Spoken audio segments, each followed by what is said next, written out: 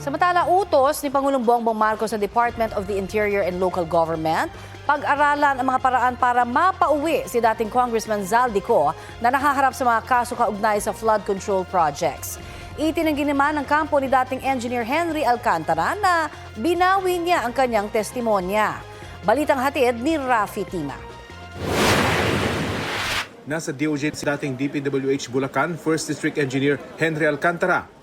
Ayon sa abogado niya, walang katotohanan ang mga lumabas na ulat na nag-recant o binawi niya ang kanyang mga pahayag sa mga pagdinig ng Senate Blue Ribbon Committee. Sa Sandigan Bayan, ibinansura naman ng 5th Division ang urgent motion for reconsideration ni dating Congressman Zaldico laban sa pagdeklara sa kanya bilang pugante at pagkakabasura ng kanyang passport. Sa pinakahuling impormasyon ng DILG, nasa Portugal si Co at pinaniniwalaang meron siyang Portuguese passport.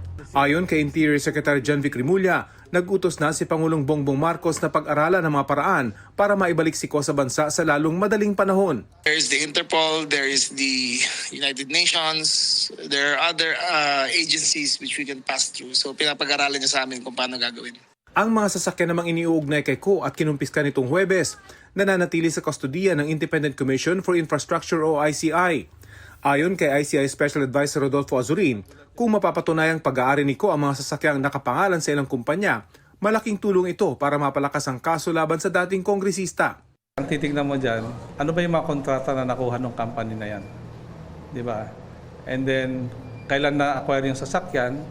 So, dahil company yan, anong pinambili ng sasakyan? Natuntun daw ang mga sasakyan dahil sa sumbong na isang sibilyang nagtungo sa kanilang opisina. Hindi na idinitalyang pagkakakilanlan ng nagbigay ng tip.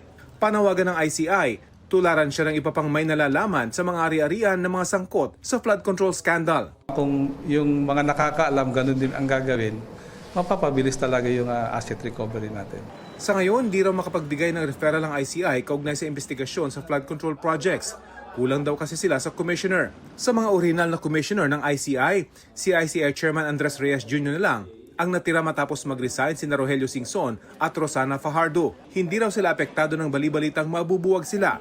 Pero susulat sila sa palasyo para tanungin kung maipapalit sa mga nagbitiw na commissioner. Wala pong anumang panag-uutos pa ang Pangulo, kundi pagpatuloy pa rin ang kanilang mandato. Rafi Tima nagbabalita para sa GMA Integrated News.